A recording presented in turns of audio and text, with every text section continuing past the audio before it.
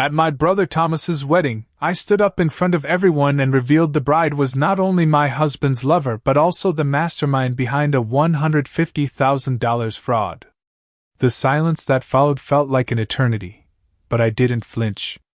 As everyone turned to look at me, some in shock, others in disbelief, I could see Sarah's face drain of color. The truth was out, and there was no going back. Just 1 week ago, I'd stood in front of my late husband's grave, still processing his death. I never imagined my brother's wedding would be the day I would unearth the skeletons buried in my family's closet. My name is Vivian Gray, and for too long, I let others take advantage of my kindness, my trust. But not anymore. I was tired of pretending that everything was okay, that I could just sit back and watch my family crumble, my brother being married to a woman who had no business being part of this family.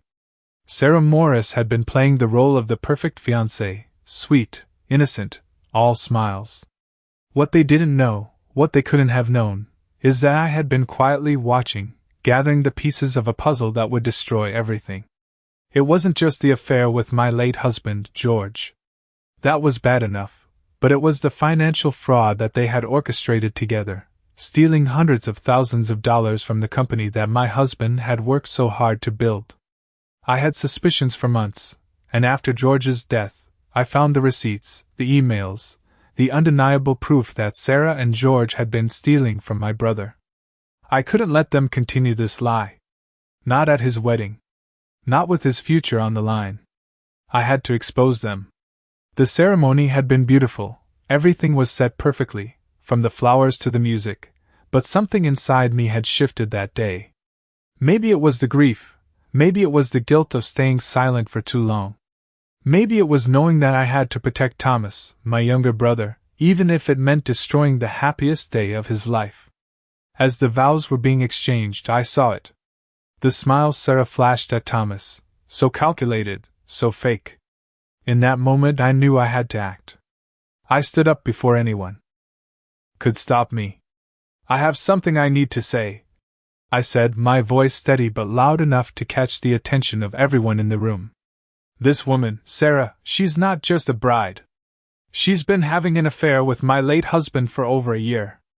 And what's worse, she and George, together, have stolen $150,000 from the company he left behind. The room went silent. I could feel every pair of eyes on me, and I didn't flinch. Sarah's face was now pale, her hands shaking as she tried to maintain composure.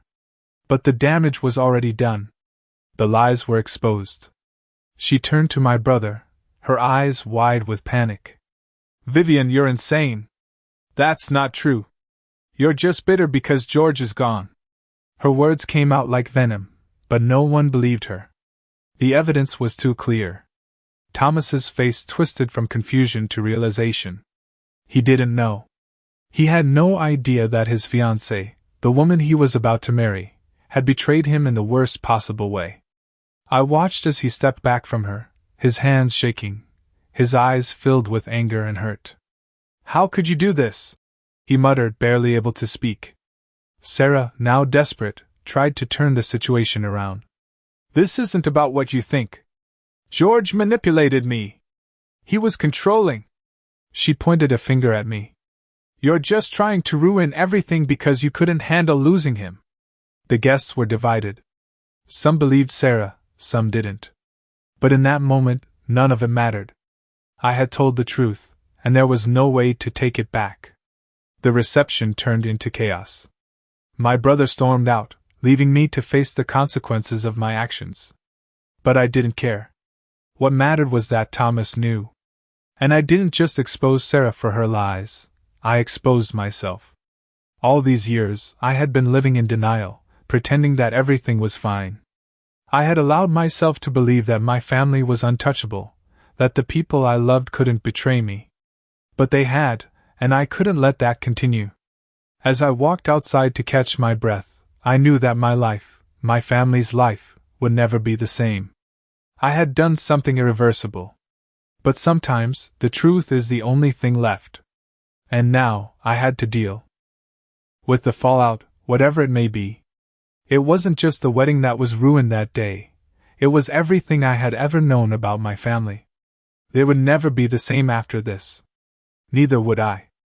The minutes after I exposed Sarah and the fraud felt like hours. The guests had scattered, whispers echoing in every corner of the room.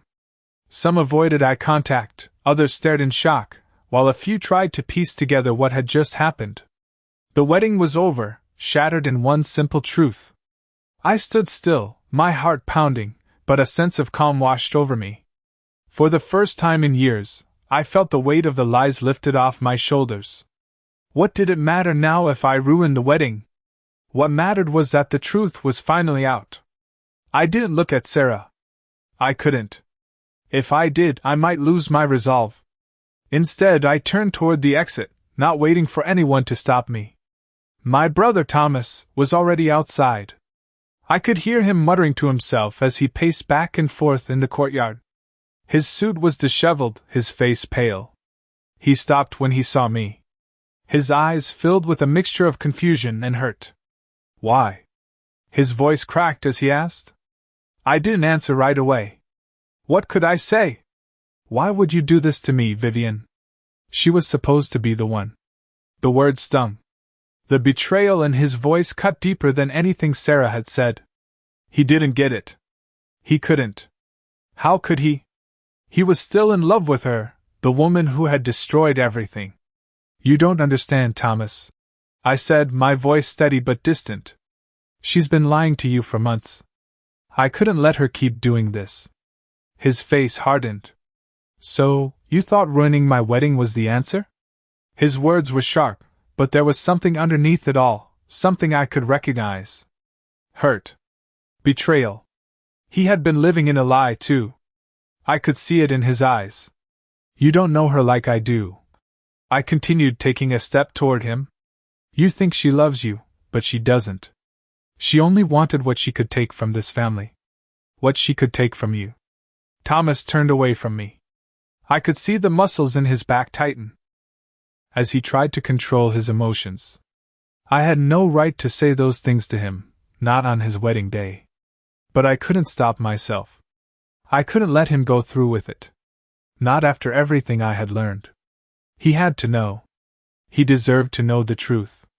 I'm sorry, I whispered, my voice softer now, as I reached out to him. But he shrugged me off. Don't apologize. Just go. Leave. His words burned, but I nodded, not wanting to make things worse. I could feel the tears threatening to spill, but I fought them back. I wasn't going to cry over him. Not after everything. He had to make his own choices now. He had to see the truth for himself. I'll go, I said quietly. But don't think this is over. You have to face what she's done. I'm not the one you should be angry at. And with that I left. The doors to the venue slammed shut behind me, the sound echoing in the quiet parking lot. I could feel the sting of the cold air on my face as I walked toward my car. I hadn't expected to feel this way. I thought I'd feel relief, a sense of justice. But there was only emptiness. The world didn't stop. Life didn't pause. All I had done was expose the truth, but at what cost? I glanced back toward the venue, watching the lights flicker through the tall windows. I could see the guests inside, some still in disbelief, others shaking their heads. But all I could think about was my brother. I could hear his voice in my head, asking me why. Why did I do this? The answer was simple. It wasn't just for me. It was for him. He deserved to know. It didn't matter how hard it was, how much pain it caused. What mattered was that I couldn't let him live the lie any longer. As I got into my car and drove away, I knew things would never be the same. The family I once knew was gone. The wedding was over. But somewhere deep down, I hoped that one day, Thomas would understand. He would see that I did this out of love, not out of spite. But that day wasn't today. Today, I just had to face the consequences of my actions. And that was enough for now. The days after the wedding were a blur. I went through the motions, handling the daily tasks, but my mind was constantly replaying that moment. I couldn't get the image of Thomas's face out of my head, the hurt, the disbelief, the way he seemed to shrink before my eyes. I knew I had done the right thing, but at what cost? The family I had known for years was now fractured, and the person I had always trusted most, my brother, now saw me as the villain in his story. I tried to reach out to him, but my calls went unanswered. He didn't want to talk to me. He didn't want to hear from the woman who had ruined his wedding, his life, his future. I couldn't blame him. I had ripped away his chance at happiness, or at least what he thought was happiness. The guilt weighed on me, heavier than I expected. The days turned into weeks, and I continued to carry that weight. I spent my time going through the papers I had found, those emails, the receipts, the evidence of Sarah's betrayal, and George's involvement. It felt like I had stumbled into a conspiracy, a betrayal so deep, it consumed everything. How had I missed it all these years? How had I been blind to it? I remembered the way George always seemed so busy, always working late, and Sarah, always so eager to fit into our family. I had trusted her, welcomed her into my life, my home. But she had been playing a game, one I hadn't even known was happening. And my brother, he had been so caught up in his own world, in the idea of a perfect future, that he had never stopped to question who was standing beside him. I kept going back to that moment at the wedding, watching the pieces fall into place. Sarah's desperation, her angry denial. The way she tried to shift the blame, to make me the crazy one. But the truth was clear now. Sarah had not just betrayed me, she had betrayed my entire family. I couldn't help but wonder how many times she had used her charm to manipulate everyone around her, how many lies had been woven into the fabric of our lives. The realization was suffocating. The weight of the truth was almost too much to bear, and yet there was something freeing about it. I had uncovered the secrets, exposed the lies, and though the consequences were devastating, I knew I couldn't turn back. But as the weeks went on, the silence between Thomas and me became deafening. I couldn't avoid it any longer. I had to face him, to make him understand why I did what I did. It wasn't just for me, it was for him. I had to help him see that Sarah was never the woman he thought she was. I made up my mind. I would go to him, face the consequences of my actions, and finally explain. But as I stood outside his door, my heart raced. Was he ready to hear the truth? Could he ever forgive me? I knocked, waiting, the seconds stretching into what felt like an eternity. Finally, the door opened, and there he stood, his eyes tired, his face hardened with emotion. He didn't say anything at first. He just looked at me. I could see the pain in his eyes, the confusion, but also a flicker of something else. Maybe hope. Maybe doubt. Thomas, I began, my voice shaky. I know you don't want to hear from me. I know I've hurt you, but I need you to understand why I did this. He stepped aside, allowing me in. We sat down at the kitchen table in silence for a moment, the air thick with tension. Finally, he spoke. Why, Vivian? Why now? Why at my wedding? You could have told me any time. His voice cracked, and I could hear the heartbreak in it. I didn't want to hurt you, I said softly. But I couldn't let you marry her, not without knowing the truth. Sarah was never the woman you thought she was. She was lying to you, and she was lying to all of us. She and George. I paused, taking a deep breath. They were involved in a fraud scheme. They were stealing from the company he built. And Sarah, she didn't care about you. She only cared about what she could get. Thomas's face twisted with disbelief, his hand gripping the edge of the table. You think I didn't know? He said, his voice rising. You think I didn't suspect? I saw the way she acted. I saw how she changed after George passed. But I didn't want to believe it. I didn't want to think the woman I loved could betray me. She did, Thomas, I said, my voice firm. And I didn't want you to spend your life with someone who would only hurt you. I couldn't let you be a part of that. I had to tell you the truth, even if it meant losing you. The silence between us stretched for a moment, and then Thomas spoke again, quieter this time. I don't know what to believe anymore, he said, his voice breaking. You've destroyed everything I thought I knew. My wedding, my future, everything. I don't know if I can ever forgive you for that. His words stung, but I understood. I had to give him time. He had to process the truth, just as I had. I know, I whispered. But I did this because I love you. And I couldn't watch you be hurt any longer. You deserve better. He didn't answer, and I didn't expect him to. The damage had been done. But in that moment I knew I had done the right thing. Even if it cost me my family, even if it meant the end of the life I had known, I had freed my brother from the lies that had bound him. And I could only hope that, one day, he would see that. Days passed in a haze. The once familiar rhythm of my life was now disrupted, like a song that no longer played in tune. I didn't know what to do with myself. I couldn't go back to the way things were. The silence between me and Thomas stretched on, growing heavier with each passing day. He didn't return my calls, didn't respond to my messages. It felt as if I had been erased from his life, the same way Sarah had tried to erase me from the family. The pain of losing him, of losing my brother to lies and deceit, cut deeper than I had expected. I had done what I thought was right, but it didn't feel like a victory. It felt like I was standing in the ruins of everything I had ever known. I spent my days walking through the house, each room reminding me of what had been lost. The living room, once filled with laughter and light, now felt empty, cold. The kitchen where I had spent hours cooking for the family, the dining table where we had shared so many meals, it all seemed so distant now. The walls, once a part of our shared memories, now felt like strangers. I had always believed that family was everything, that blood would bind us together through the hardest of times. But what happens when the very people you trusted the most turn their backs on you? What happens when the ones you love betray you? I knew the answers now. They didn't care.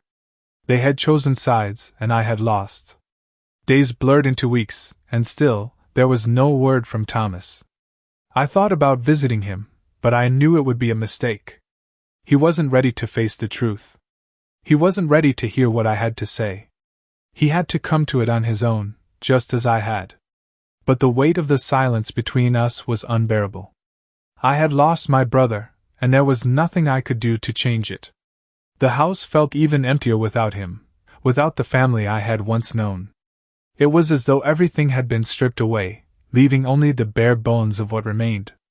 One evening, as I sat in the living room, I saw the framed photo of George on the mantel, smiling that warm smile I had loved so much.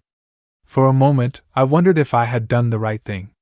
But the answer came quickly, as it always did when I thought about Sarah. She had lied to us all. She had stolen from us. She had betrayed everything we had built. And I couldn't let her get away with it. I wouldn't. The doorbell rang, pulling me from my thoughts. I wasn't expecting anyone. Hesitantly, I got up and opened the door. It was Thomas. His face was drawn, his eyes tired. He didn't say anything at first. Just stood there, looking at me as if trying to decide what to say. "Can I come in?"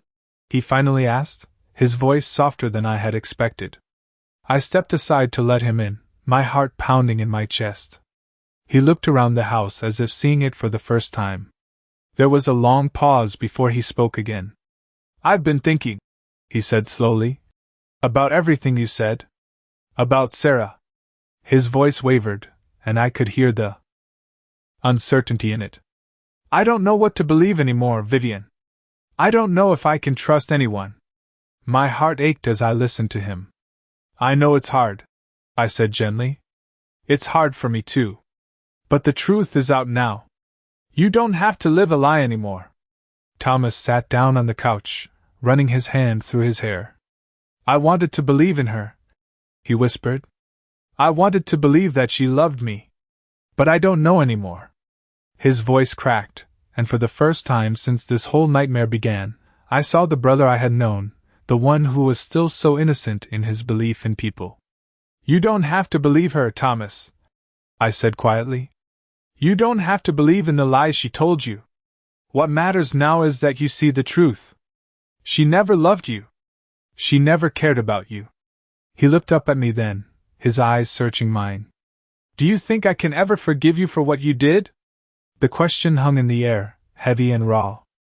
I didn't know how to answer. I didn't know if forgiveness was possible, not yet.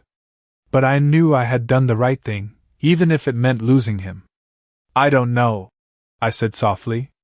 But I hope one day you will understand. I did this because I love you. And I couldn't let you be with someone who would hurt you. Thomas didn't speak for a long time, and for a moment, it felt like we were worlds apart, like we couldn't reach each other anymore. But then he stood up and walked over to where I sat. He didn't say anything at first, but then he pulled me into a hug, holding me tight, as if trying to hold on to something that was slipping away. I don't know if I'll ever forgive you, he whispered, his voice thick with emotion. But I'm glad you told me the truth. I held him, feeling the weight of everything that had happened, everything we had lost. But in that moment, I realized something. It wasn't over. Not yet. We still had time. Time to rebuild what had been broken, time to find a way back to each other, if that was even possible. But we had to start somewhere, and this was the beginning. The days that followed were marked by silence. Even though Thomas and I had talked, even though we had shared that moment of vulnerability, there was still a chasm between us, one that neither of us seemed ready to cross. He hadn't called since that day, and while part of me understood, another part couldn't help but feel the weight of the emptiness that had settled in my life. The house felt quieter than usual, the walls echoing the absence of the family that once filled it. I spent my time in the same routine, but it all felt meaningless now. I walked through the rooms, each one a reminder of what was lost. The photographs of family gatherings, the letters from George, the little mementos we had all shared over the years. Each item felt like a piece of a puzzle that had been shattered. I tried to keep myself busy, cleaning, cooking, anything to avoid thinking about the hurt. But it lingered, always just below the surface, reminding me that no matter how many chores I did, I couldn't fix what had been broken. And then there were the evenings. I would sit alone at the dining table, the silence wrapping around me like a thick fog. The chair across from me, once filled by George, was now empty. I couldn't stop thinking about the last conversation we had before he passed. He had seemed so distant, so preoccupied with something I didn't understand. Now I knew what that something was. He had been hiding the truth, and he had taken it to the grave with him. He had betrayed us all, and I had been blind to it. The guilt came in waves, hitting me harder each day. I wondered if I could have done something differently. If I had seen the signs, if I had confronted him sooner, would things have been different? But there was no point in dwelling on the past. The truth was out now, and I had done what I thought was right. Still, it didn't feel like victory. It felt like loss. But just when I thought I couldn't bear it anymore, I got a call. It was Thomas. His voice was different, softer than before, but there was still an edge of uncertainty. "Can we talk?" he asked. My heart skipped a beat. "Of course," I replied, trying to keep my voice steady. "Where?" "At the park. I'll meet you there in an hour." The park was quiet, the kind of place where you could sit and reflect without the chaos of the world around you. I arrived early, my nerves getting the best of me. I walked along the path, the cool breeze brushing against my face, but I couldn't calm the anxiety that gripped my chest. When Thomas finally arrived, he was alone. His usual confident posture was now slumped, his eyes tired. He didn't look at me right away, but when he did, I saw something in his gaze. Maybe it was regret, maybe it was acceptance, but whatever it was, it felt like a shift. "I've been thinking," he said, sitting on the bench next to me. "About everything. About Sarah. About what you said." I nodded, not trusting myself to speak. "I don't know what to feel," he continued, his voice low. "You were right. I should have seen it, but I didn't want to believe it. I wanted to believe in her. I wanted to believe that what we had was real." His words were soft, almost a whisper, as if he was afraid to say them out loud. "But it wasn't real, Thomas. She was never who you thought she was," I said gently, my heart aching for him. "I should have listened to you," he admitted, his voice breaking. But I was so blinded by what I wanted to believe. I thought I could make it work, that maybe, just maybe, things would be different. I reached out and placed a hand on his. It's not your fault. You didn't know. You were in love with someone who never cared for you the way you deserved. He looked down at his hands for a moment before meeting my gaze again. I don't know if I can ever forgive you for what happened at the wedding, he said, his tone tinged with pain. But I'm starting to see why you did it. I don't know how to move forward. Neither do I replied honestly. But we will. We have to. We can't change what happened, but we can decide what comes next. Together, if you'll let me. There was a long pause, and for a moment, I thought he might walk away again. But then he nodded, a small, hesitant smile crossing his face. I'll try, he said quietly.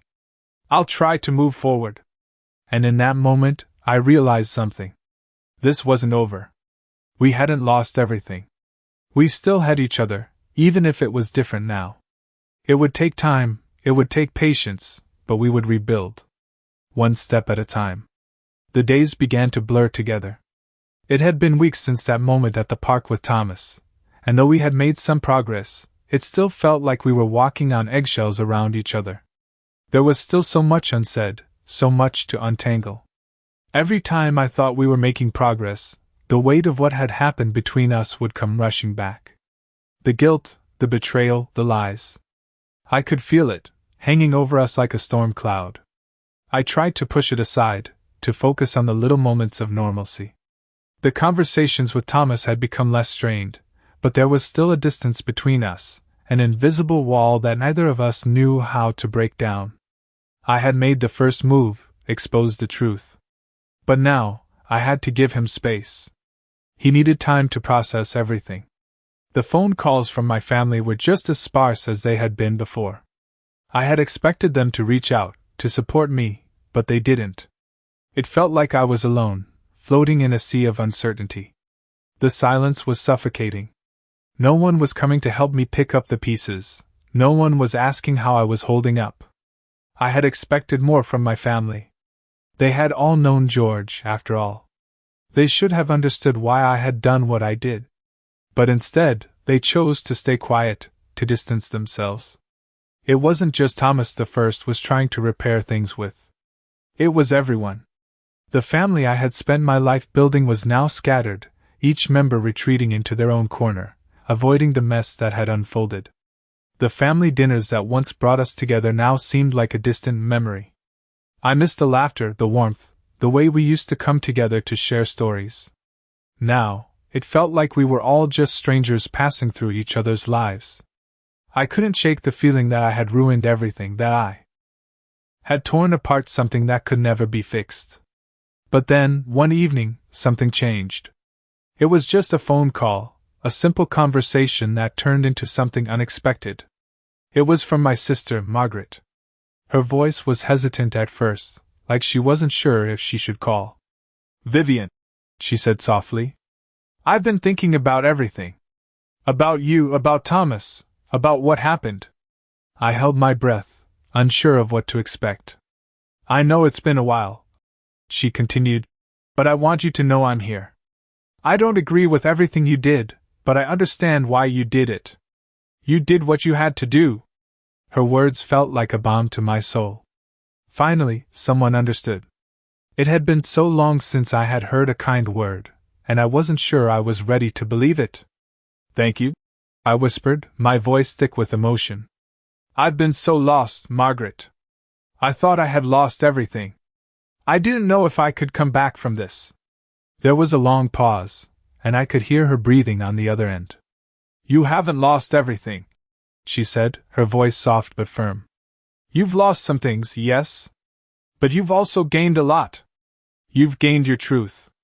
You've gained the courage to stand up for yourself, even when no one else would. And that's something worth holding on to." I didn't know what to say. I had always thought of Margaret as the one who would judge me, the one who would never understand. But here she was, offering me the comfort I so desperately needed. "I don't know what's going to happen next," I said, my voice shaking. "But I'm trying. I'm trying to fix things. And you will, she assured me. It's not going to be easy. But you'll get through this. Just remember, you're not alone. I wiped the tears from my eyes, feeling a sense of relief that I hadn't realized I needed. For the first time in a long time, I felt like I could breathe again. The road ahead was still uncertain, but I wasn't walking it alone anymore. The weight of the betrayal, of everything that had happened, hadn't disappeared. But it didn't feel as heavy now. I had a renewed sense of hope, a belief that, even though things were broken, they weren't beyond repair. It wasn't going to happen overnight. It wasn't going to be easy. But I had to keep moving forward. And with Margaret's words in my heart, I knew that I would. I wasn't giving up. I couldn't. Not after everything. As the days passed, I slowly started to rebuild. It wasn't perfect. There were still moments of doubt, moments where I questioned whether I had done the right thing. But with every small step, I began to believe that maybe, just maybe, I could find my way back to the life I had lost. It wouldn't be the same life. It couldn't be. But it would be mine. And that was enough. It had been weeks since I last spoke to Thomas. After our conversation in the park, I wasn't sure if he would ever truly forgive me. The silence between us remained, but it was different this time. It wasn't filled with anger or bitterness. It was just the quiet aftermath of a storm. I could feel the distance, but I knew that, somehow, things were shifting. I was no longer drowning in the silence. I had taken the first step, and now, it was up to Thomas to decide what to do next.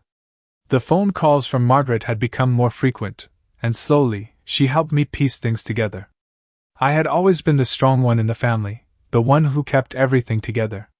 But now, I realized, I had been holding on to so many things, so many lies, so many secrets, thinking I had to carry them alone. It wasn't just George's betrayal that hurt. It was the realization that I had spent years living in the shadow of something I never knew existed. I had been so focused on protecting my family, on keeping up the appearances, that I had allowed myself to be blindsided by the truth. But now, with the truth in front of me, I had no choice but to face it. I wasn't going to hide anymore. I wasn't going to let the guilt of my actions, the guilt of what had been revealed, destroy me. I was stronger than that. And as much as it hurt, I had to keep going. There were moments when I would sit in the quiet of my house, staring out the window, wondering where I had gone wrong. But those moments were becoming fewer. The pain was still there, but it wasn't all-consuming anymore. I had started to find peace in the small things again. I found comfort in the sun setting behind the trees outside my house, in the soft sounds of birds chirping in the morning. I had spent so many years trying to fill the emptiness, trying to fix everything, but the truth was that I had been ignoring the most important thing, myself. And so, I began the slow, difficult journey of reclaiming my life. I focused on the things that mattered, the things that had always brought me joy, even before all the chaos. The first thing I did was to reconnect with the friends I had pushed away during those difficult years. I reached out to Carol, who had been my best friend since high school. She had been there through everything, but when I married George, I let that connection fade. I was so wrapped up in my new life, my new responsibilities, that I didn't make time for the people who had truly been there for me. But I realized now that I needed them. I needed that support. So, I called Carol one afternoon. When she picked up, I heard the surprise in her voice. "Vivian, is everything okay?" she asked, her tone full of concern. "Yeah," I said, a small laugh escaping my lips. "It's been a long time. I'm just trying to get back to me." She paused for a moment, and then said, "You've been missed, Viv. I'm here for you. Always." And in that moment, I realized just how much I had taken for granted. I had been so focused on protecting my family, on making sure everything looked perfect on the outside, that I had forgotten the importance of the people who truly cared about me. As I began to rebuild, I started doing things for myself. I took up painting again, something I hadn't done in years. I spent weekends at the local park, taking long walks by myself. I reconnected with old hobbies, rediscovered the things that made me feel alive. It wasn't easy. Every step felt like I was walking in a new direction, unsure of where it would lead. But with each small step, I felt stronger. The truth had been a heavy burden to bear, but it was also the key to my freedom. The more I faced it, the more I understood that I didn't need to carry the weight of my past mistakes anymore. I had made mistakes, yes, but I was not defined by them. And as time passed, I found myself starting to forgive myself. I had been so hard on myself, thinking I had failed. But I hadn't failed. I had only learned, only grown. I wasn't perfect, and I didn't need to be. I just needed to be honest with myself and those I loved. Then, one day, out of the blue, I got a message from Thomas. I had been waiting for this moment, unsure if it would ever come, but there it was, a simple text. "Can we meet? I want to talk." I took a deep breath, my heart racing. This was it. The moment I had been waiting for. I had no idea what he was going to say, but I knew one thing: I was ready. I had done the work. I had come to terms with the past, and now it was time to face the future. When I met Thomas, he looked different. There was still pain in his eyes, but there was also something else, something I hadn't seen before. A flicker of hope, maybe. Or perhaps just the willingness to try. We sat down at a small cafe, the same place we had gone to when we were younger. The air between us was thick with unspoken words, but this time, it didn't feel like a barrier. It felt like the beginning of something new. "I don't know if I can forgive you, Vivian," Thomas said quietly, his voice thick with emotion. "But I'm trying. I'm trying to understand why you did what you did." I nodded, my heart swelling. "That's all I can ask," I replied softly. "All I ever wanted was for you to know the truth. I never wanted to hurt you. I only wanted to protect you." We sat in silence for a moment, and then he looked at me, his eyes clearer than before. "I'm not sure what happens next," he said, "but I want to find out. Together." And in that moment I knew that no matter what came next, we would face it together. One step at a time. Weeks passed since that moment with Thomas. The silence between us had softened, but it still lingered in the spaces between our conversations. We were learning how to be family again, but it was a slow process. I couldn't help but wonder if things would ever go back to the way they were. Could we ever be the same? Maybe we weren't meant to be. Maybe it wasn't about going back, but about moving forward, one step at a time. I had spent so much of my life holding on to the past, afraid to let go. But now, it felt like I was finally ready to move forward, to create something new from the wreckage of what had been. The first step was to face my own feelings. The guilt, the regret, it still haunted me, but I had learned to live with it. It didn't control me anymore. I had made my peace with the truth, and though it hadn't been easy, I was starting to realize that the truth was the key to my freedom. I had spent so many years hiding behind the facade of a perfect family, a perfect life. But the truth had cracked that facade wide open, and now I had to learn how to rebuild piece by piece. I started by taking care of myself. I spent time doing things that made me happy, things that I had put aside for too long. I took long walks in the park, letting the quiet of nature calm my mind. I started painting again, something I hadn't done since I was a young woman. It felt good to pick up the brush, to create something with my own hands.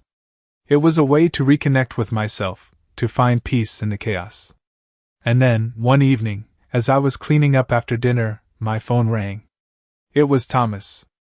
My heart skipped a beat, but I didn't let myself get too excited. We had been talking more, but I never knew what to expect from him. "Hey, Vivian," he said, his voice more steady than I'd heard it in a while. "I've been thinking about everything, and I want to meet. I think it's time we talk about moving forward."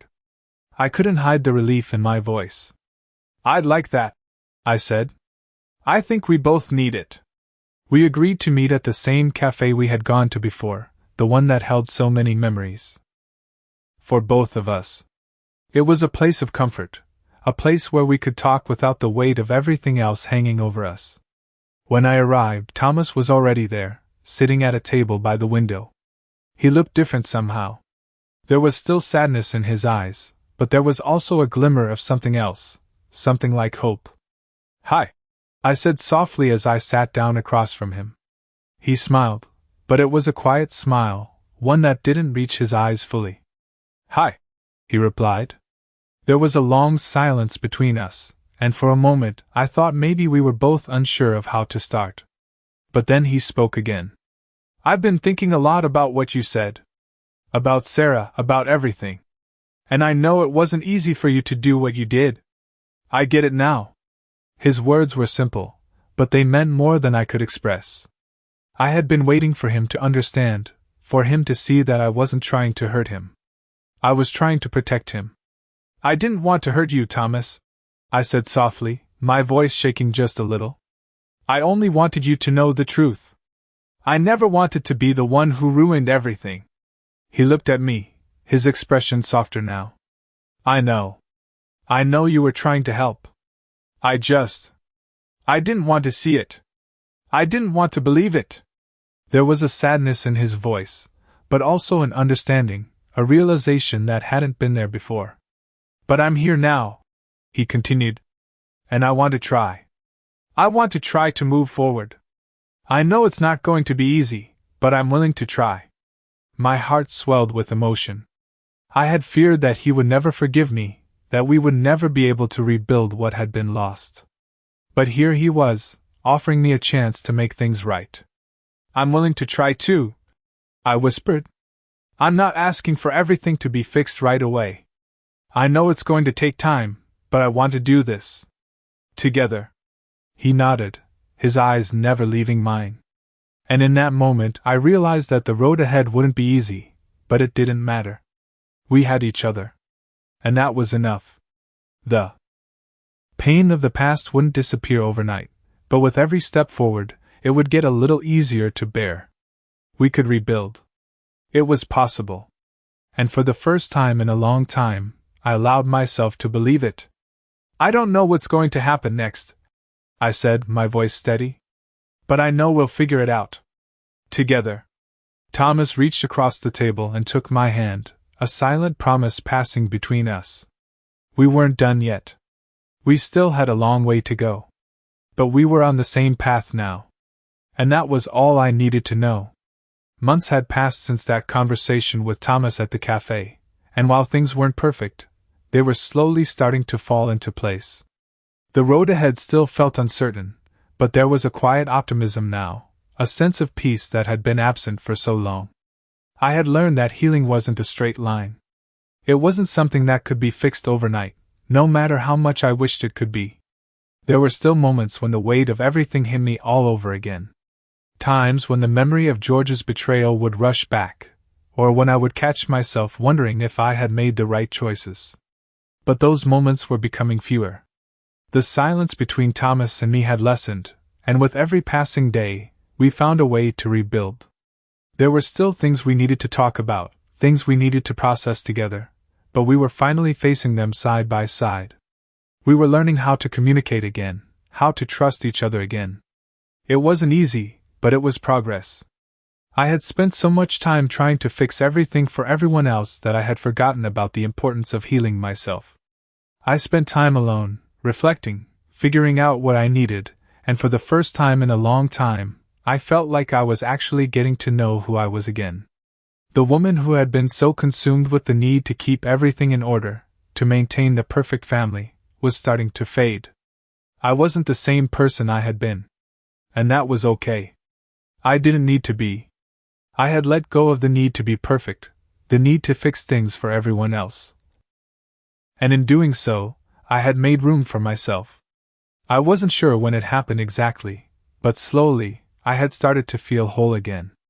I started to enjoy the little things again, the quiet mornings with a cup of coffee, the joy of getting lost in a good book, the simple pleasure of spending time with the people who mattered. I had learned that happiness didn't come from the approval of others, but from within. I wasn't looking for validation anymore. I had found peace in my own company. One evening, after a quiet dinner, I received a message from Margaret. It was brief, just a few words. "Thomas wants to talk. He's ready to try again." My heart swelled. I had been waiting for this moment, but I hadn't expected it so soon. I took a deep breath, the weight of everything settling in. I had no idea what the future held, but I was ready to face it. The next day, I met Thomas at the same park where we had first started to rebuild our relationship. It felt like a lifetime ago, but it also felt like yesterday. He was waiting for me at the same bench where we had sat before. The place that had once felt so uncomfortable now felt like the right spot, a place where we could face everything. He stood up when he saw me, and for the first time in months, I saw a real smile on his face. "Vivian," he said softly, his voice full of something I hadn't heard in a long time, "hope. I've been thinking about everything. About Sarah. About us." He paused, taking a breath. "I've realized that I was wrong. I was angry at you for what happened at the wedding, but I see now that you were just trying to protect me.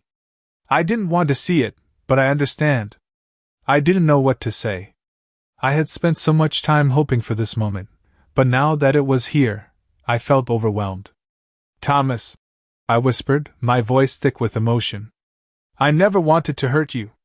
I just couldn't watch you marry someone who would lie to you, who would steal from you. I couldn't live with myself if I didn't tell you the truth." He nodded, his expression softening. "I know. I see that now. And I'm sorry. I didn't understand, but I do now. I've been angry at you for too long. I've been angry at myself for not seeing it sooner." I reached out and took his hand, feeling the warmth of his touch. It was a simple gesture, but it spoke volumes. "I'm just glad you're here," I said quietly. "I'm glad we're here. I don't know what happens next, but I'm ready to find out. Together." And for the first time in a long time, I believed it. We were both ready to move forward, to heal the wounds that had been caused by the lies and the pain. We weren't going to fix everything overnight, but we didn't need to. We just needed to take it one step at a time, together. The road ahead would be difficult, but it would be worth it. We had come this far, and now, with open hearts and a shared commitment to rebuilding, I knew we could face whatever came next. And as we sat together on that bench, watching the sun dip below the horizon, I realized that the future wasn't so scary anymore. It was uncertain, yes, but it was ours to shape. Together.